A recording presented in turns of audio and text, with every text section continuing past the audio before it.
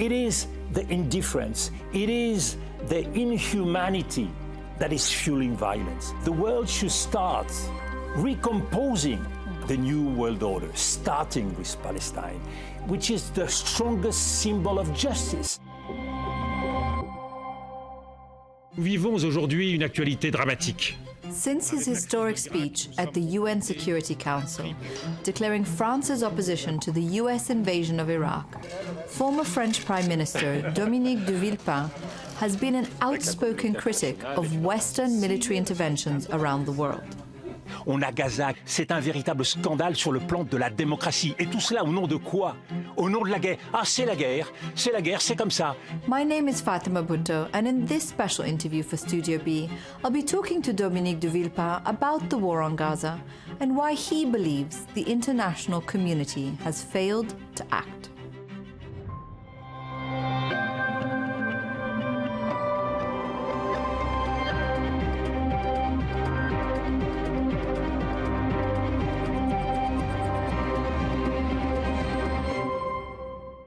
Thank you, Dominique de Villepin. You are the most high-profile Western politician, a former foreign minister and prime minister of France, to have spoken out on the war on Gaza, which you called the greatest historical scandal. Very simply, what compelled you to add your voice to this issue?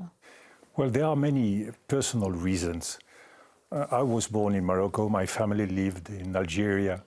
I went through decolonization. I was raised in South America, lived in the US, in India, and traveled extensively around the world. And I really could not stand looking at such a suffering, such a waste in the Middle East. During the 7th of October, a tragedy for Israel, and every day since for Gaza, now Lebanon, and who knows elsewhere. And I keep asking myself, where is it going to end? And it is true that at first you can convince yourself that Israel had many reasons to restore deterrence, many reasons to secure its own population. We can understand that. But why destroying the whole Gaza? Why killing children, women? Why this determination to destroy schools, universities, even cemeteries, the whole identity of the Palestinian people? And that's where you understand that you are in front of an escalation that nobody does control. And I cannot accept the fact that the world leadership, neither in the Arab world, neither in Europe, neither in the US or elsewhere, can stand still and not do anything. We know that the war on terror should not be fought through only force. We need political objective. We need hope at the end of the day. And there is no hope until today. We know that the destruction has been total. According to the UN, Israel has killed more 5 to 9-year-olds than any other age group in Gaza. It's been an attack on doctors, on journalists. What do you think Israel's military and political objectives are in this case? I think the common justification of Israel is both security and retaliation towards a terrorist movement, which is Hamas. I think anybody looking at what's going on in Gaza sees a huge disproportion between the retaliation and the threat. Even the former Minister of Defense, Yoav Gallant, says that Israel has reached its objectives in Gaza. So why the war is continuing? Is it because Benjamin Netanyahu wants to make a gift to Donald Trump as a new president and wait a couple of months more and not give this gift to Joe Biden? Is it because there is some kind of a hidden agenda pursuing the destruction of Gaza and the possible colonization of Gaza or the displacement of the population. And that's why I want to remind every leader of the world. International law is for everybody. Even for the most developed country, there should not be double standards. We should not forget that at the core source of all this violence, there is something that happened in this region, which is the whole population of Palestine having to leave their homes. I remember my friend Mahmoud Darwish, the poet, telling me his feeling when he has and his family to leave everything, 700,000 people leaving their homes with no possibility of going back. This feeling, the Nakba, the catastrophe, is very much in the mind of the Palestinian, as much as for the Israelis, the Shoah, the pogroms of the end of the 19th century is still very present. These trauma are here, but this injustice is today on our shoulders. There will be no peace. There will be no security in this region until we can erase this injustice and recognize a Palestinian state. And this, everybody has to understand it.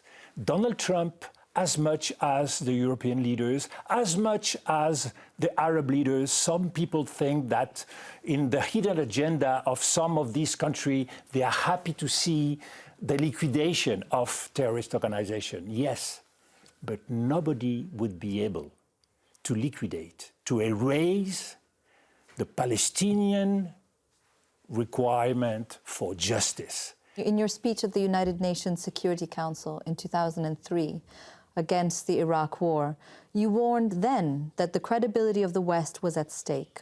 Is Prime Minister Netanyahu picking up where the US left off after 9/11?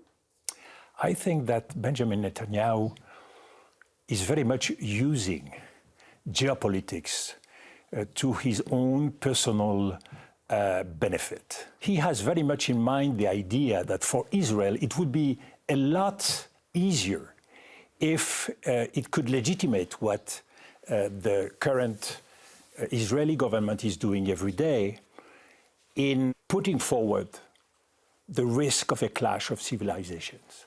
Of course, if you say there is a risk of civilization and Israel is at the forefront, Israel is fighting, as Benjamin Netanyahu says, and fighting for Europe. Herzog as yes, well. Fighting for the US to defend civilization. But how can you defend civilization not respecting humanitarian law, not respecting human lives, not respecting the necessity of justice? Civilization is two things. It's an inheritance of culture. It's an inheritance of duties. But it's also the ability to take the lessons from history. And the lessons that we should take from the last 25 years, since 9/11, the war on Afghanistan, the war in Iraq, the war in Libya, and so on, is that there is no way you can erase terror just by force. You need a political perspective. And I'm still waiting every day for somebody to stand up in Israel and say, okay, we have obtained what we wanted. We have erased the Hamas. We have dismantled the Hezbollah. Now, let's give a perspective to the Palestinian people. Let's make sure that Lebanon will be able to reconstruct. Let's give hope to these people. You see, the best proof of madness of this region is that, as today, so little empathy in Israel for what's going on in Gaza. And on the side of the Arabs, so little empathy for what happened on the 7th of October. Empathy is the precondition for humanity. But in this case, who can step in to play a role? Because we've seen the West either reluctant or simply unwilling, unprepared to step in to exert any pressure on Israel. In the case of the US, now with President-elect Trump's arrival, and with his cabinet and his advisors who are even more overt in their support for the occupation, where are we going to see solutions come from? We are in a moment very important for the world, because the world is broken and every day more divided. Divided between the West on the defensive and emerging countries. We've seen that in the summit of Kazan with Russia, China, the BRICS, which are organizing themselves in a more and more polarized world.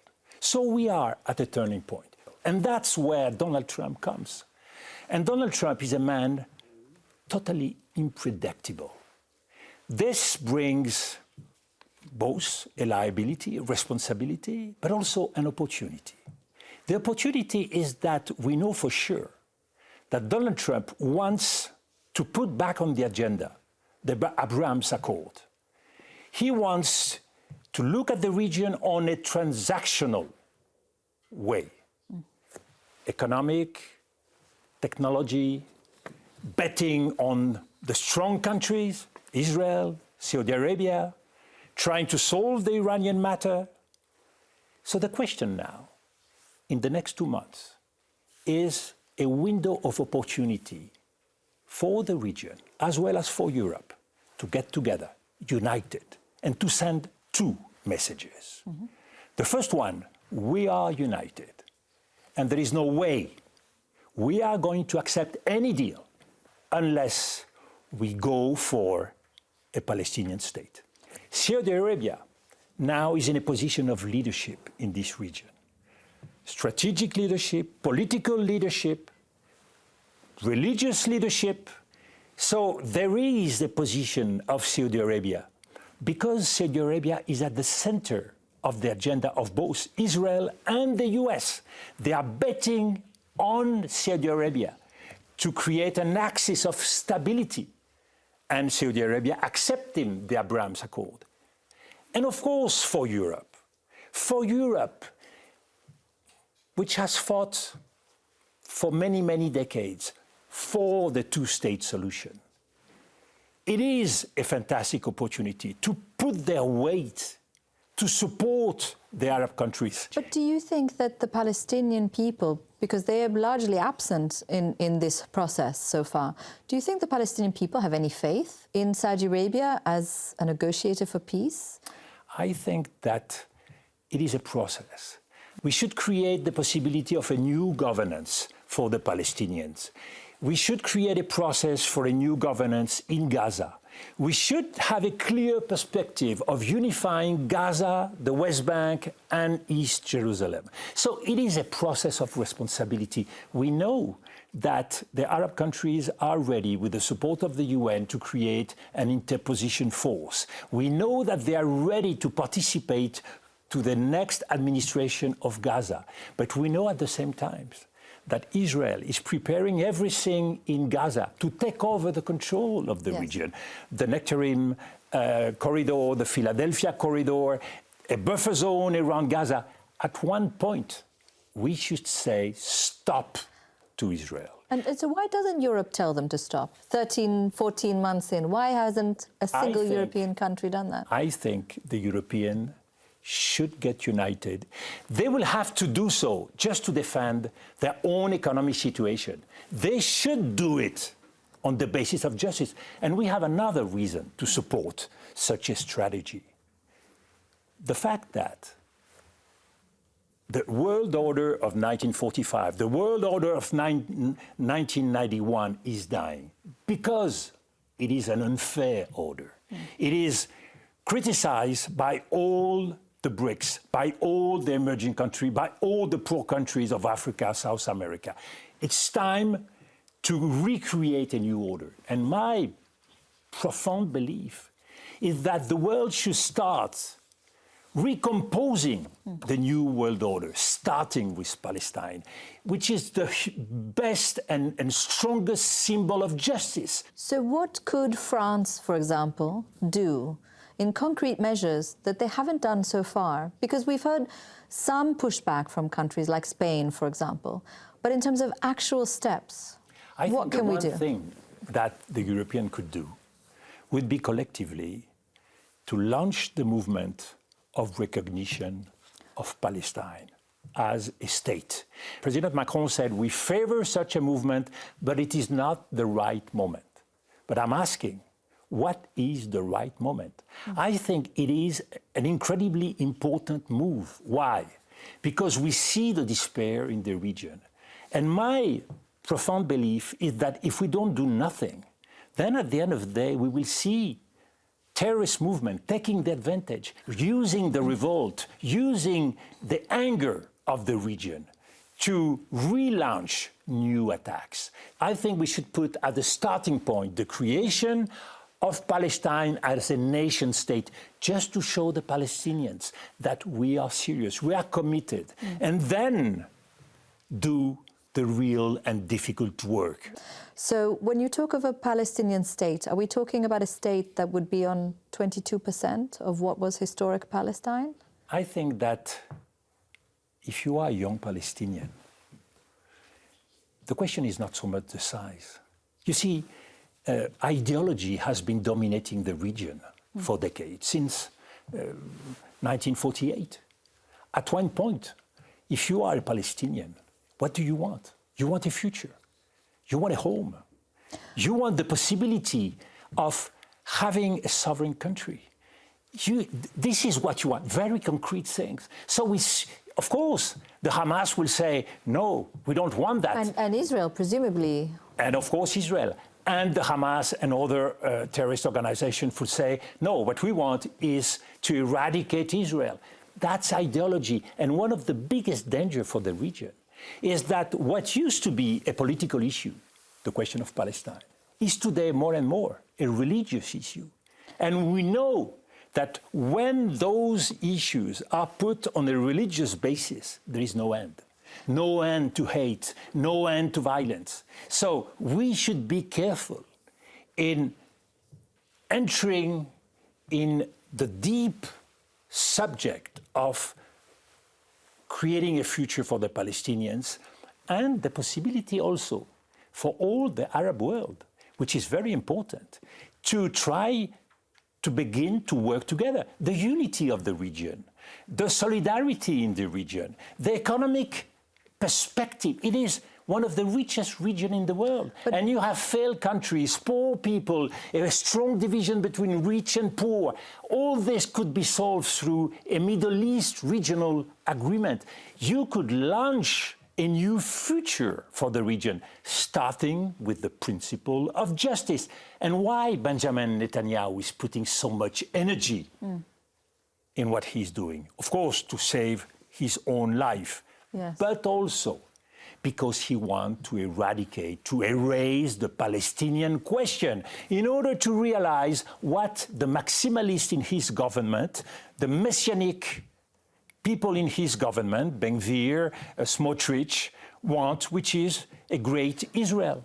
Gaza is the graveyard of more than just Gaza. It is the graveyard of international law, of the functioning of the UN. So if Israel has gotten away with this disproportional violence, what can the West do to Israel to make them accept even the idea of a Palestinian state? I think that diplomacy is a way to use the balance of forces in order to create new opportunities. If the Arab Muslim countries of the region get united, if they work together with the Europeans to show to the United States that there is a red line.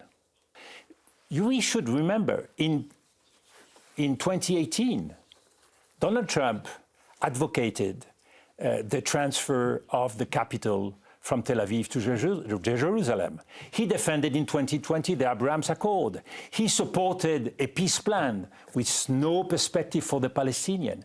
So he's capable to pressure Israel in a way Joe Biden was not able to do. He wants to put his marks in history. So he's transactional. If we put as a red line the necessity of the creation of a Palestinian state, if Saudi Arabia accepts to stand for this idea, then everything would be possible. In an interview with The Atlantic, though, which was denied later on by Saudi authorities, MBS was reported to have said that he personally didn't care for the Palestinian issue, that his people did, but not him. Saudi Arabia later denied that. Isn't it very risky to put the fate of Palestine in the hands of Donald Trump? There is no blank check here. There is the fact that we know for sure if we are not going to take the opportunity to create the Palestinian state today, situation will get worse in the region tomorrow. You see, when you try to put into perspective the capabilities of this region in terms of disruption, we should remember in 1973, the same countries, they decided to use oil and gas for embargo. They could decide to disrupt all the maritime corridors of the region and to disrupt international trade. They have the capacity. For all the leaders of the region, even Northern Africa, Algeria, South Africa, who had been fighting in the International Court of Justice, all these countries, they have in their hand a historical responsibility. And if they don't take this responsibility, things will get worse. We had the 7th of October. Who knows what we will have tomorrow? And we know that not doing anything is going to fuel violence, to reinforce Hamas, to reinforce Hezbollah, to reinforce all these terrorist organizations.